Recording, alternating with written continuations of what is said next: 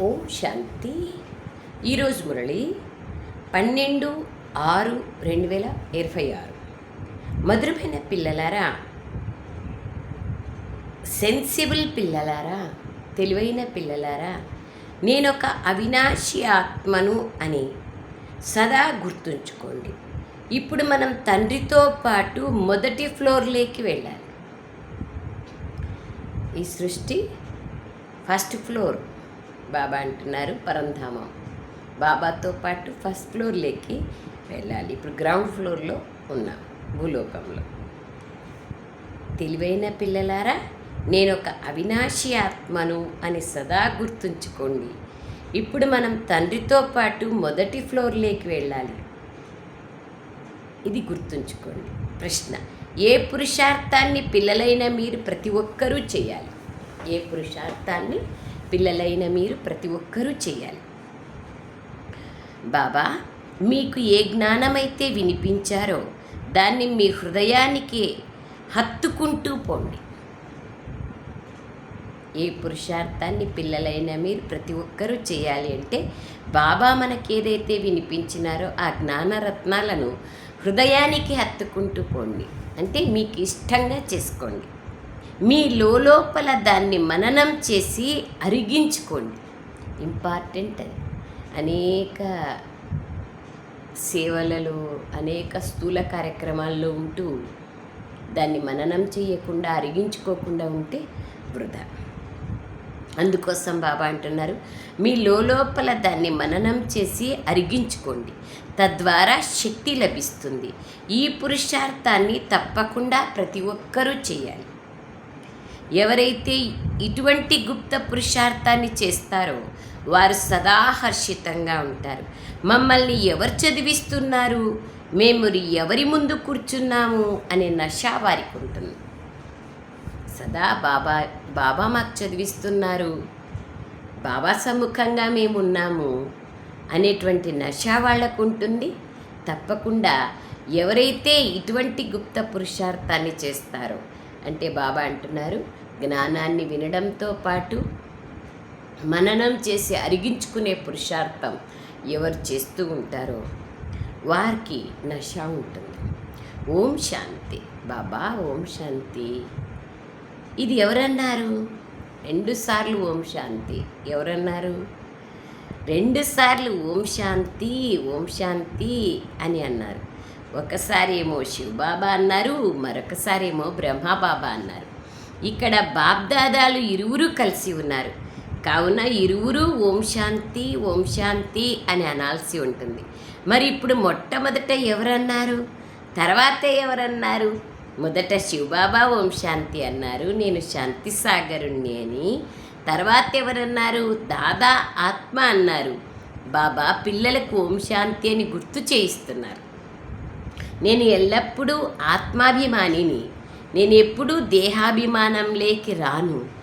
ఎల్లప్పుడూ ఆత్మాభిమానిగా ఉండేది ఒక్క తండ్రి మాత్రమే. సదా ఆత్మాభిమానిగా బాబా తప్ప ఎవరు ఉండడానికి వీలు లేదు.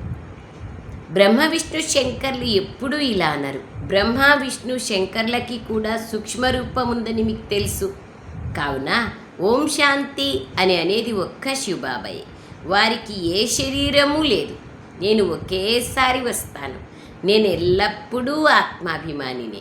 నేను పునర్జన్మల్లోకి రాను. ఎంత క్లియర్గా బాబా చెప్తున్నారు. కావున నా మహిమ అతీతమైనది. నన్ను నిరాకార పరంపిత పరమాత్మ అంటారని బాబా మీకు బాగా అర్థం చేస్తున్నారు. భక్తి మార్గంలో కూడా శివుణ్ణి నిరాకార పరంపిత పరమాత్మ అని అంటారు. నిరాకారుణ్ణి పూజిస్తారు. వారెప్పుడూ దేహంలోకి రారు. అనగా ఆత్మాభిమాని దేహాభిమానిగా ఎప్పుడూ అవ్వరు. దేహంలోకి రారు, దేహాభిమానిగా కారు. శివబాబా ఎంత బాగా చెప్తున్నారు చూడండి. బాబా సదా ఆత్మాభిమాని బాబా అయినారు. బ్రహ్మ విష్ణు శంకర్లకు కూడా సూక్ష్మ రూపం ఉంది. నాకైతే నా స్వరూపము కేవలం నిరాకార జ్యోతి స్వరూపం. నేను ఎప్పుడూ ఆత్మాభిమానిని. ఎంత బాగా చెప్తున్నారు. సదా ఆత్మాభిమానిగా బాబా మాత్రమే ఉండగలరు. దేహమున్న దేహదారులందరూ పర్సెంటేజే కదా. అనగా దేహాభిమానిగా అవ్వరు. అచ్చా, అక్కడి నుండి కాస్త కిందికి బ్రహ్మ విష్ణు శంకర్లు ఉండే సూక్ష్మవతనంలోకి రండి. శివుని నామరూపాలు కళ్ళకు కనిపించవు, వారి చిత్రాలు తయారవుతాయి, కానీ నిజానికి అతడు నిరాకారుడు.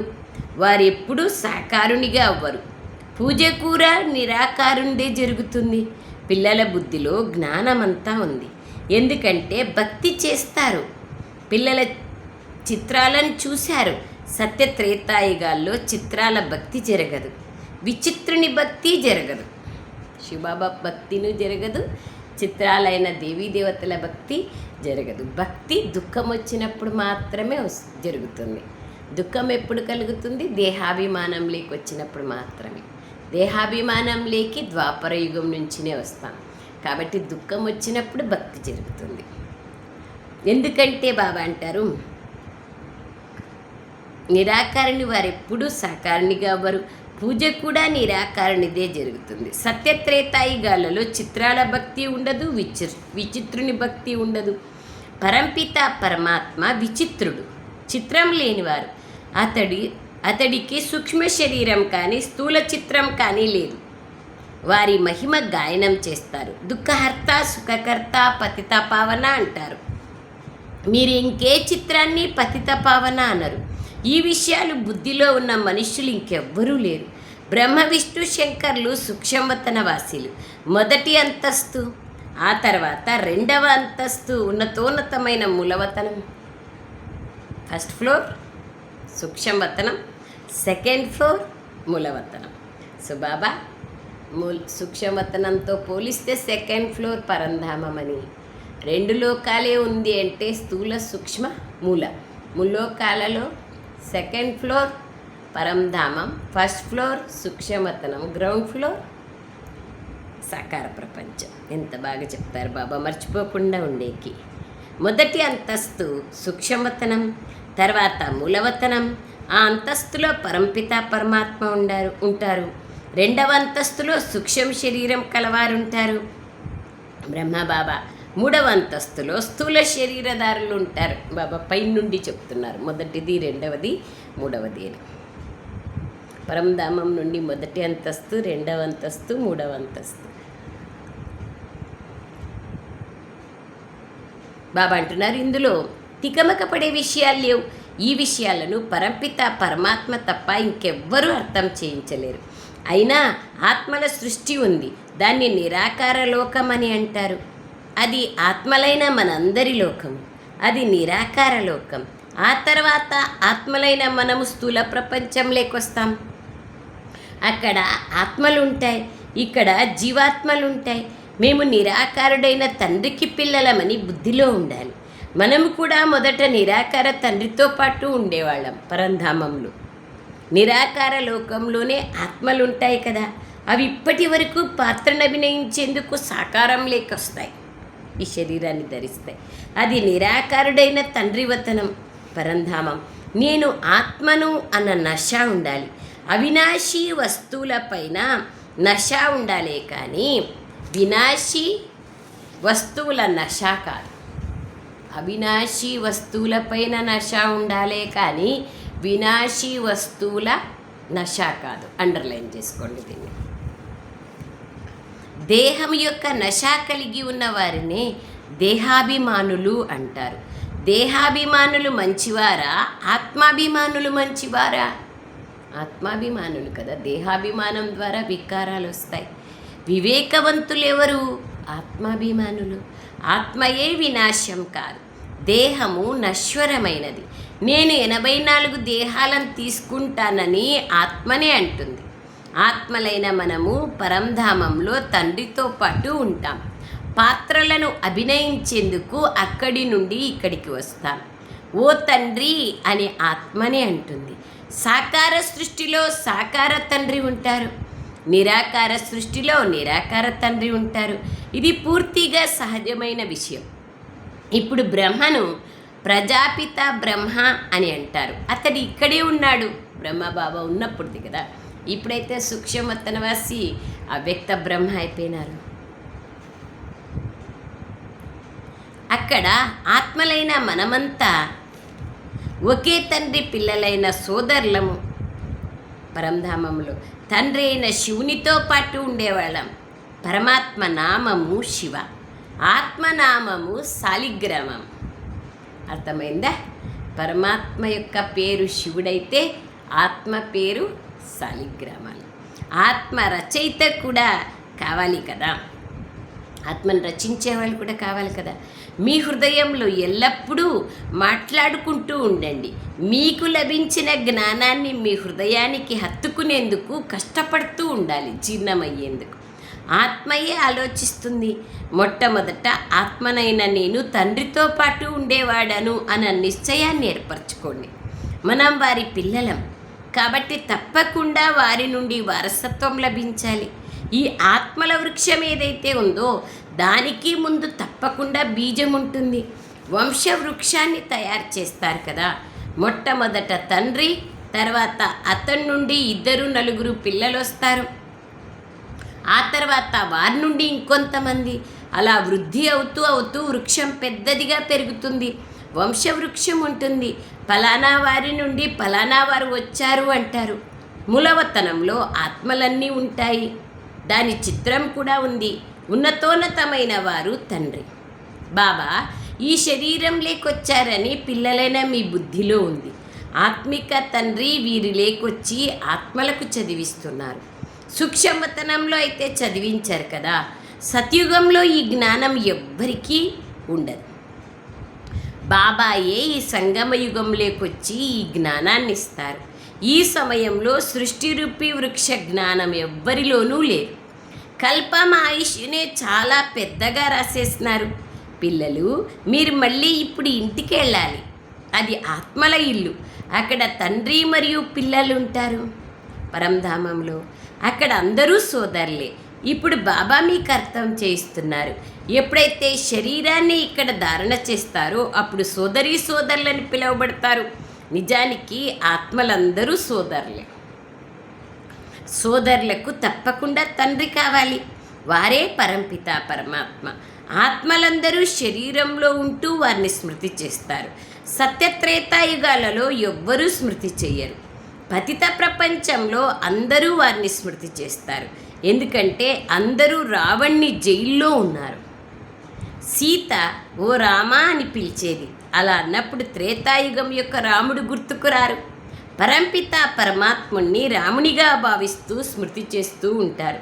అందుకే మనోభిరాముడు, ఆత్మాభిరాముడు, హృదయాభిరాముడు అని బాబాకే చెప్తారు. ఆత్మయే పిలుస్తుంది. కష్టం వచ్చినప్పుడల్లా ఆత్మనే భగవంతుని ఓ తండ్రి అని పిలుస్తుంది. ఏ రూపంలోనైనా ఏ పేరుతోనైనా ఒక్క భగవంతుణ్ణి ఆత్మ పిలుస్తూ ఉంటుంది. అర్ధకల్పం వరకు మళ్ళీ మనం ఎవ్వరినీ పిలవం సత్యత్రేతాయుగాల్లో. ఎందుకంటే మనం సుఖధామంలో ఉంటాం, మర్చిపోతాం, అవసరం లేదు అక్కడ. ఈ సమయంలో బాబాయే అర్థం చేయిస్తారు.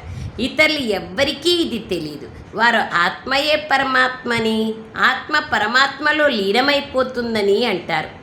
ఆత్మ వినాశం కాదు, అది అజరమర్ అవినాశి ఆత్మ. ఒక ఆత్మ వినాశం కూడా జరగజాలదు. తండ్రి ఏ విధంగా అవినాశియో అలాగే ఆత్మ కూడా అవినాశి అని బాబా అర్థం చేయిస్తున్నారు. ఆత్మ ఎప్పుడూ వినాశం కాదు. ఒక్క ఆత్మ కూడా వినాశం జరగడానికి వీల్లేదు. ఇక్కడ ఆత్మ పతితంగా తమోప్రధానంగా అవుతుంది.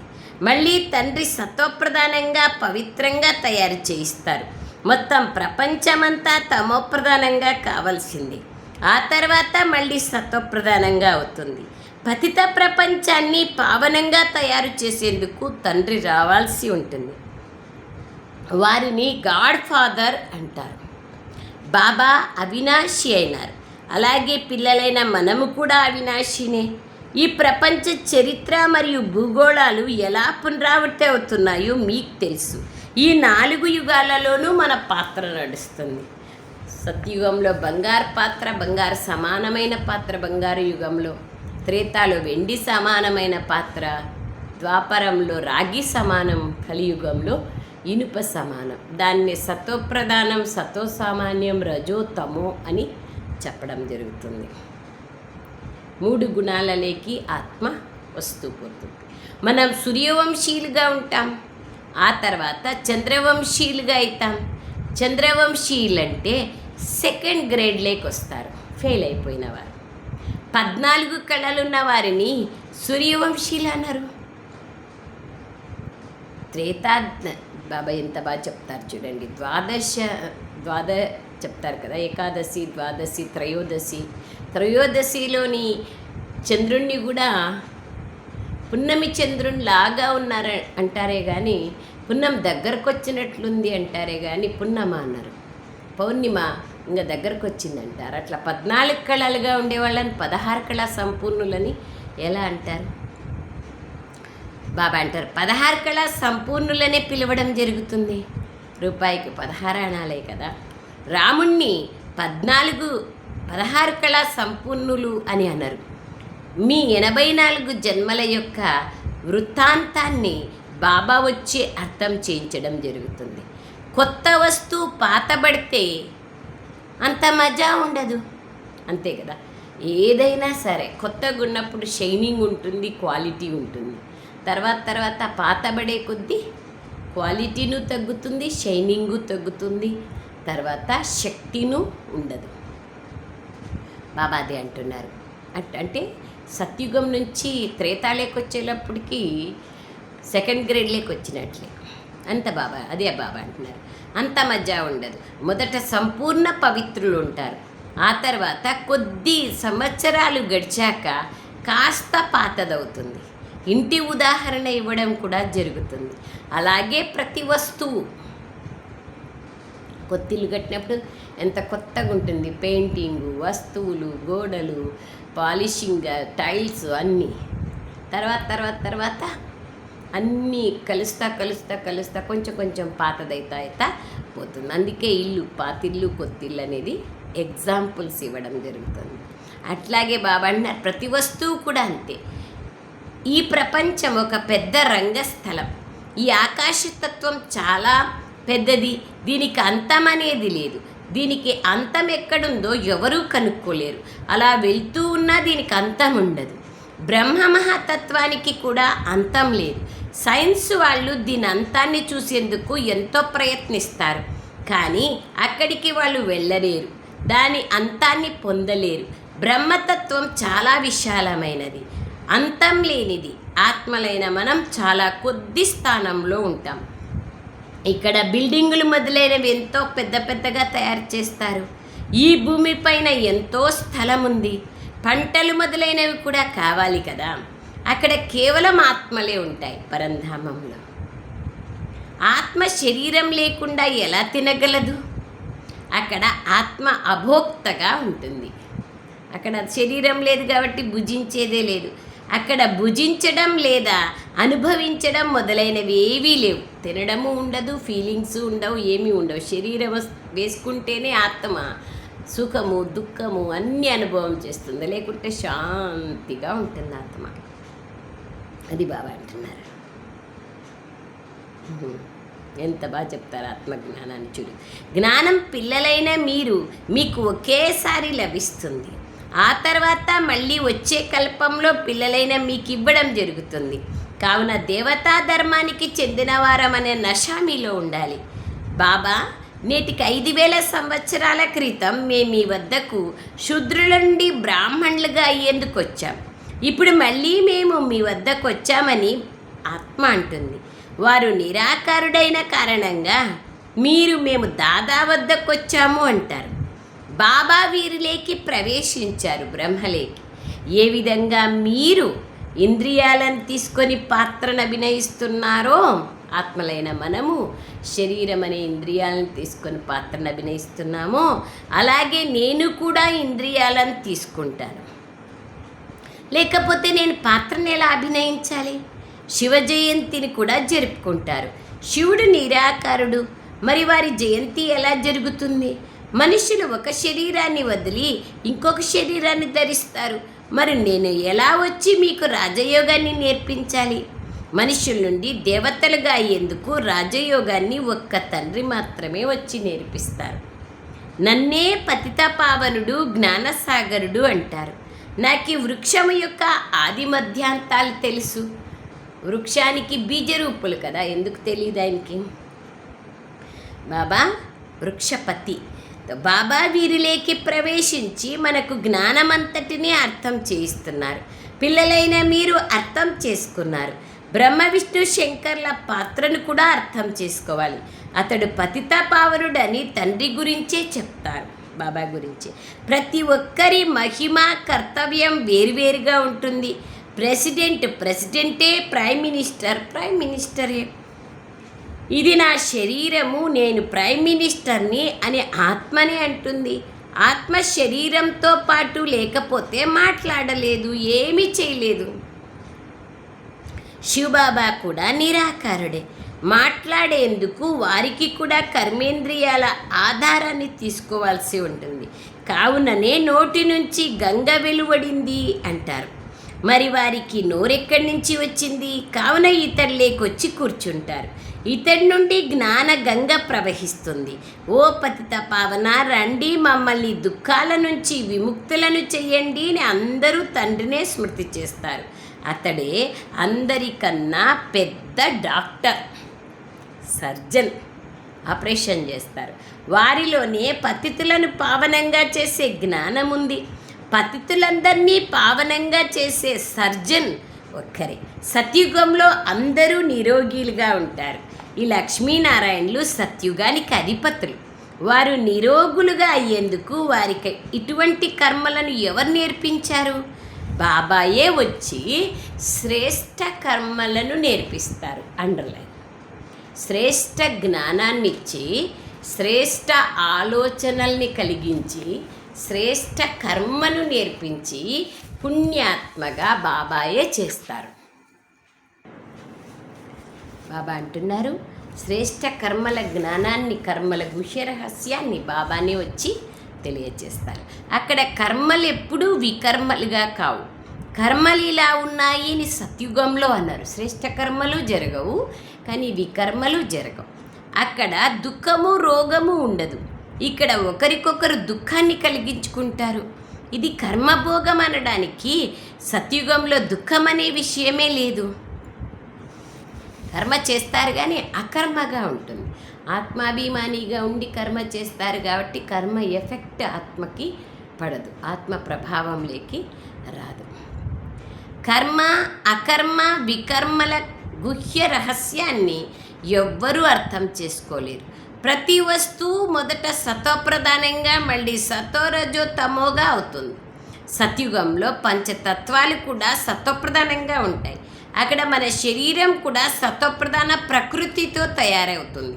మళ్ళీ ఎప్పుడైతే ఆత్మలో 2 కళలు తగ్గుతాయో, సత్యుగం నుంచి త్రేతాయుగంలోకి వస్తుందో, అప్పుడు శరీరం కూడా అదే విధంగా లభిస్తుంది.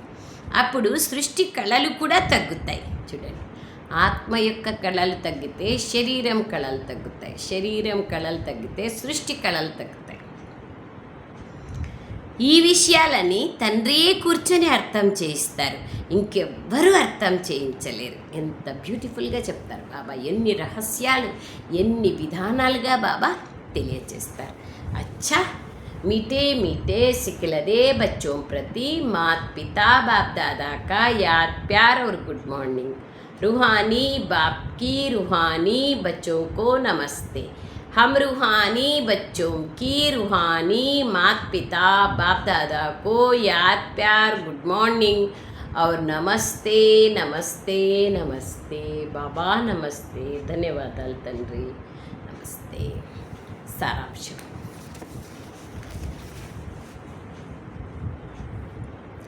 ఎప్పుడూ మీ కర్మలను నిందించుకోకుండా ఉండేందుకు, అనగా కర్మలకు శిక్షలు అనుభవించకుండా ఉండేందుకు ఇప్పటి నుండే తండ్రి శ్రీమతం పైన అటువంటి శ్రేష్ఠ కర్మలను చేయాలి. తండ్రి శ్రీమతం పైన అటువంటి శ్రేష్ఠ కర్మలను చేయాలి. కర్మ చేసి పశ్చాత్తాపపడేలాంటి కర్మలు ఇప్పుడు చేయకూడదు. ఏ వినాశీ వస్తువు యొక్క నశ ఉండకూడదు. ఈ దేహము కూడా నశ్వరమైనది, దీని నశ కూడా ఉండకూడదు, వివేకవంతులుగా అవ్వాలి. వరదానం: ఈ పాత ప్రపంచమును విదేశంగా భావిస్తూ దీని నుండి అతీతంగా ఉండే స్వదేశీగా కండి. మన స్వదేశం పరంధామం, ఈ భూలోకం విదేశం. ఆ విధంగా స్వయంని అనుభవం చేసుకునేలాగా స్వదేశీగా కండి, న్యారాగా కండి. ఏ విధంగా కొందరు విదేశీ వస్తువులను ఏమాత్రము స్పర్శించను కూడా స్పర్శించరు. ఇప్పుడు మన ప్రైమ్ మినిస్టర్ మోదీ యొక్క స్లోగన్ కూడా అదే కదా, ఎంత వీలైతే అంత స్వదేశీ వస్తువులే వాడాలి, స్వదేశంలోనే వస్తువులను తయారు చేయాలి, దిగుమతిని తగ్గించాలి అనేది ప్రణాళిక కదా. మహాత్మా గాంధీ కూడా బ్రిటిష్ వాళ్ళ వస్తువులను ఉపయోగించకూడదు, విదేశీ వస్తువులను, స్వదేశీ వస్తువులనే వాడాలి అనేటువంటి విధానంతో తానే ఖద్దరు బట్ట రాట్నం ద్వారా దారం తీసి దాన్ని నేసి ధోతి కట్టుకునేవాళ్ళు. సో స్వదేశీ వస్తువులనే వాడాలి. అలాగే బాబా అంటున్నారు, స్పర్శించరో తమ దేశం వస్తువులని ఉపయోగించాలి అని ఏ విధంగా భావిస్తారో అలా మీకు కూడా ఈ పాత ప్రపంచం విదేశం వంటిది, దీని నుండి అతీతంగా ఉండాలి. అనగా పాత ప్రపంచపు వస్తువులు ఏవైతే ఉన్నాయో, స్వభావ సంస్కారాలు ఏవైతే ఉన్నాయో వాటి వైపుకి కొద్దిగా కూడా ఆకర్షితం అవ్వకూడదు, స్వదేశీలుగా కండి. అనగా ఆత్మిక రూపంలో మీ ఉన్నతమైన దేశమైన పరంధామ నివాసీలుగా మరియు ఈ ఈశ్వరీయ పరివారం లెక్కలో చూస్తే మధుబనం అనే దేశపు నివాసీలుగా భావిస్తూ ఈ నశాలో ఉండండి. స్లోగన్: గొడవలలో చిక్కుకునేందుకు బదులుగా సదా మిలనం యొక్క మేలలో ఉండండి. మిలనంలో ఉంటే గొడవలు ఏవి ఎఫెక్ట్ కావు. అవ్యక్త సూచన: సదా హర్షితంగా ఉండేందుకు మీ నేచర్ని సరళంగా చేసుకోండి, సహనశీలుగా అవ్వండి.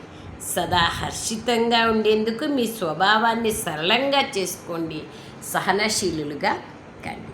హోలీ హంసల, పవిత్ర హంసల యొక్క విశేషత సరళ చిత్తం, సరళవాణి, సరళ వృత్తి, సరళ దృష్టి కలిగి ఉండడం.